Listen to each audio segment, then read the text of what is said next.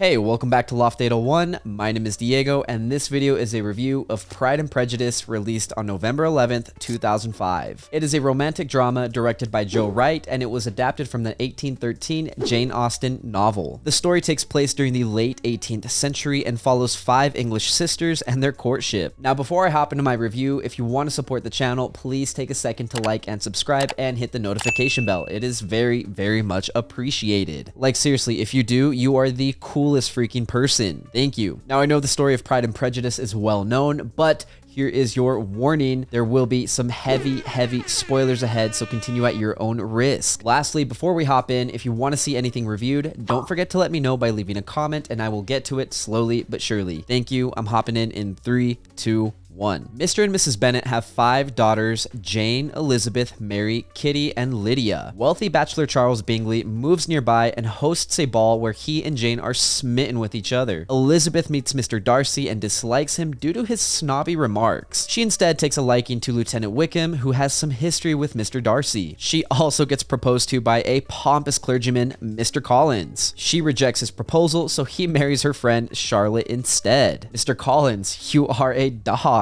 Several months later, Elizabeth is visiting Charlotte and Mr. Collins and unexpectedly bumps into Mr. Darcy. It's revealed that he stopped Bingley from marrying Jane and that he's in love with Elizabeth. He proposes to her and she rejects him, so he sends her a letter revealing his true backstory with Wickham. A little while later, youngest daughter Lydia has run away with Wickham. Mr. Darcy is of immense help and pays for the wedding to help disperse shame from the Bennets. Bingley proposes to Jane and Mr. Darcy again proposes to Elizabeth. This time she accepts and her father is happy his daughter is taken care of, but more importantly, that she has found love. Personally, I love the plot and I thought it was a very cute movie. Funnily enough, it reminded me of a family that I'm very good friends with. There are 5 girls in their family, and I could see a lot of other similarities between them and the movie, which made the plot much more fun and dear to me. There are a couple of themes in this movie, and I love the way that they overlapped. Obviously, love is a big theme, but so are class, reputation, and family. It's interesting seeing how back in the past, love didn't play as large of a role in relationships and marriage the way they do today. It was common to see arranged marriages for wealth and land. I'm not a fan of the past social norms, so I'm happy to see that Jane and Elizabeth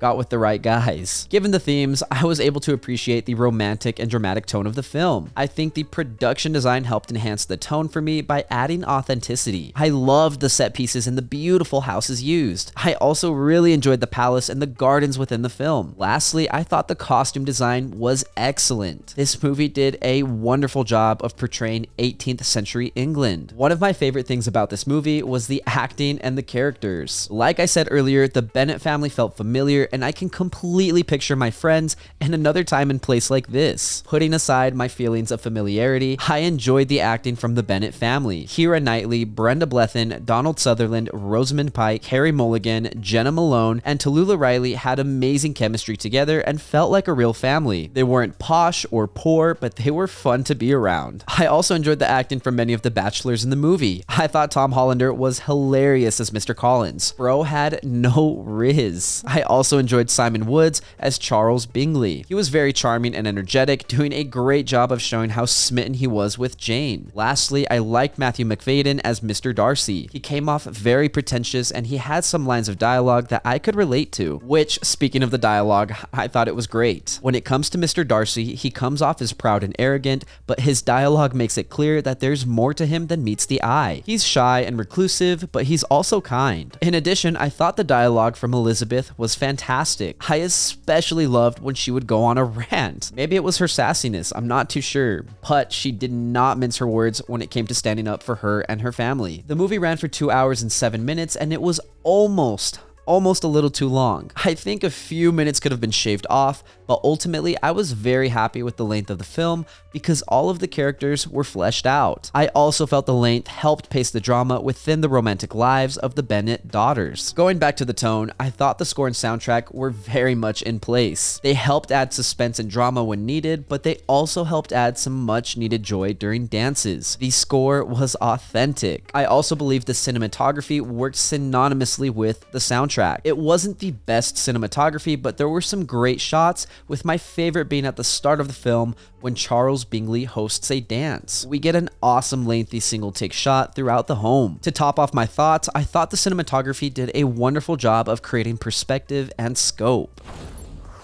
So, overall, I really enjoyed this adaptation of Pride and Prejudice. There were a lot of things that I enjoyed. For starters, I thought the set pieces were awesome and I enjoyed the authentic feel to everything. I also really liked the plot and the Bennet family because they felt familiar. The acting was great and the characters felt real. On an almost sour note, the movie was just a tad lengthy, but I was more than satisfied because it gave the themes and characters room to breathe. Lastly, I enjoyed the score, soundtrack, and cinematography. Everything came together nicely to create a lovely movie that I enjoyed and rated a 9 out of 10. Pride and Prejudice may not be my favorite romantic movie, but it is certainly a movie that I would recommend watching. Thank you for listening to my review of Pride and Prejudice. If you enjoyed the content, you can always support the channel by leaving a like and hitting subscribe. If on the other hand you did not like the content, I apologize. Thank you for sticking around. I really appreciate it. As always, I would love to read what you have to say, so if you have a comment, leave it down below and I will respond when I can. Also, if there's something that you want to see reviewed,